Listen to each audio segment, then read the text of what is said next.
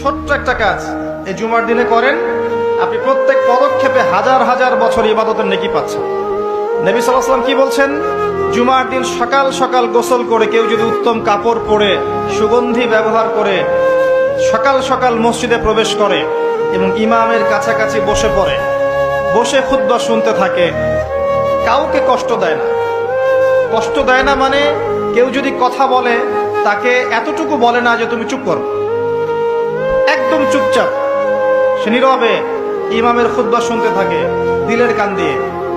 এরপর ইমামের সাথে 2 রাকাত নামাজ পড়ে, ফরজ নামাজ। নবী করিম সাল্লাল্লাহু আলাইহি ওয়াসাল্লাম বলছেন, এই ব্যক্তির আমলনামায় প্রত্যেক যে পদক্ষেপ ফেলে সে মসজিদে এসেছে, প্রত্যেক পদক্ষেপের বিনিময়ে 1 বছরের নফল রোজা আর 1 বছরের নফল নামাজের নেকি দেওয়া হবে।